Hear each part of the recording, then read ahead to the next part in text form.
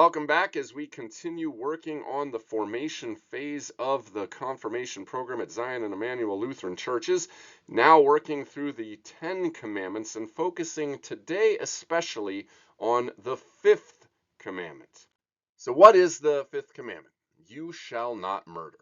What does this mean? We should fear and love God so that we do not hurt or harm our neighbor in his body, but help and support him in every physical need. Now, before we get into this, I just want to point your attention to that this commandment's explanation begins, like most of them, with we should fear and love God so that, again, all of our true obedience to the commandments flows out of truly fearing, loving, and trusting in God above all things. If we keep the first commandment, we will keep all the others. If we keep all of the others, we are keeping the first. The fact that we don't keep the commandments shows that we don't keep the first commandment. But with that little aside put out, let's get into the nitty-gritty here. And we'll start with the most obvious question. What is murder? Now, murder seems pretty obvious. If you kill somebody, you're murdering. But we're going to add a little more nuance to it and say that what's forbidden here is specifically taking human life illegitimately. That is, when it is not your place and there is no real justification for taking the life. That raises the obvious question. Well, is it ever legitimate to take a human life? Is there ever justification for ending someone else's life? Now, the first and most important thing in answering this question is to understand God has the supreme authority over all human life. He is its author. He gives life, and he has the right and the authority to take it away as he sees fit. People who are not God are not generally allowed to take human life. It is not their prerogative. People are only allowed to end life if and only if God himself authorizes them to do that by explicitly calling them to a role or a position where they are entrusted with being his representatives in meting out death and violence. In the Old Testament, this is why the people of Israel went to war at God's command, and when they killed people, they were not sinning per se, because they were simply carrying out God's duties according to his command and call as his representatives. In the New Testament era, one of those roles is explicitly given to the civil governments, to governors, presidents, the rulers of a nation. In Romans 13, Paul explicitly says that all governing authorities are God's agents of vengeance. That is to say, God gives them the sword. In other words, they are entrusted by God to act as his representatives in punishing evil and promoting the good. And to that end, God authorizes them to compel people by force not to do evil and to punish evildoers with force, even up to the point of executing them. This is why soldiers, when they are fighting just wars, are not breaking the fifth commandment, but are acting as authorized agents of the government, who themselves are acting as authorized agents of God's will. Now, that doesn't mean that every time the government or a policeman or a soldier ends a life, it's okay. It's just to say, as a general rule, the government, the police, and soldiers do have the authority, when acting within their office and their role, to end human life as God's representatives in order to punish evil and protect the life of those under their care. We could go into a lot of details about specific questions related to this, but right now the general rule is God, as the author of human life and the one who alone has the authority to end it, sometimes delegates that authorities to his called servants, and they, operating under his call, have the authority to end life legitimately in a way where they are not sinning against this commandment. So, that being said, what exactly is forbidden in this commandment? Illegitimate killing. That is any kind of taking human life that has not been authorized by God. Pretty obvious. You shoot someone, you choke them to death, you're murdering. You are breaking the fifth commandment. But you'll notice in the explanation, it doesn't just say so that we do not kill our neighbor, but it goes so far as to say so that we do not hurt or harm our neighbor in his body.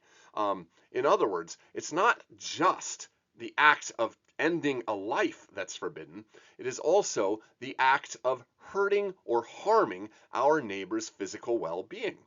Punching, kicking, biting, hair pulling, all of this is forbidden if you do not have a legitimate call to restrain other people from committing violence and punishing their evil.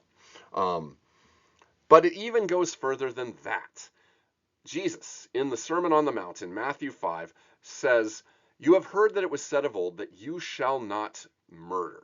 He's just quoting the fifth commandment there, but then he goes on to say, "But I say to you that anyone who calls his brother a fool will be liable to a judgment similar to those who commit murder. That anyone who hates or is angry with his brother is also liable to the same judgment as a murderer." In other words, Jesus is saying this commandment is not just a matter of what you do with your hands. It's also a matter of what goes on in your head and in your heart. You can sin against this commandment not just by terminating a person's life or even physically harming them, but also by saying harmful things to them, or, for that matter, by thinking harmful thoughts about them. If you resent them, if you hate them, if you hold on to anger, what is it after all you're doing?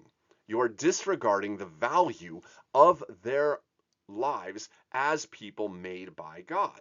And that, while it's not quite the same as actually terminating their life, it flows from the same kind of heart that does not regard the other person's life as worthwhile, as made in the image of God, as redeemed by the blood of Christ. And therefore it is roundly condemned by the fifth commandment.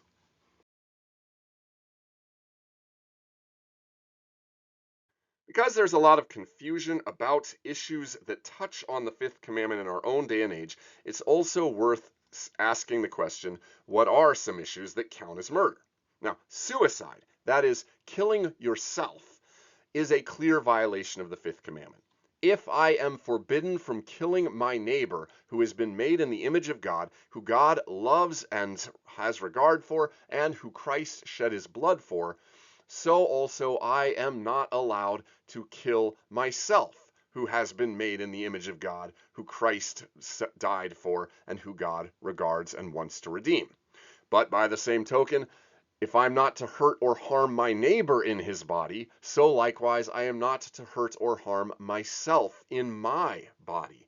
Therefore, not only suicide, but any kind of deliberate self-harm is forbidden as sinful, as violating God's role as the author, source, and destiny of life.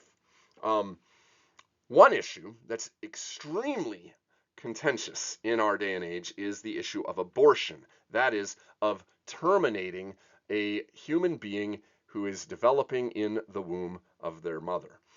Now, whatever the confusion is in society, the Bible has no confusion. It is crystal clear that God formed us in our mother's womb, that God created us in our mother's womb, again, in the image and likeness of God, and that Christ died to redeem even the youngest person still in the womb.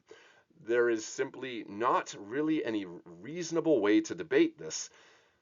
God regards what is in the womb as a human life. Simply because it is at the very early stages of development does not change the fact that it is completely a human being whom God loves. Just as a baby, though earlier in the developmental process than an adult human, is as fully human as the adult, so likewise the baby in the womb is as fully human as the adult. And therefore, to willfully terminate a pregnancy by murdering the child in the womb is an act of murder. It is illegitimate and it is sinful. On the other end of the life cycle, euthanasia and assisted suicide are also forbidden. Euthanasia, roughly translated from Latin, means a good death. The idea is euthanasia is a physician or a doctor or somebody ending your life in order to end your suffering. That is to say, they kill you in order to alleviate a low quality of life. Now, it should be straightforward to say that every life, even a very difficult life full of suffering, is worthwhile.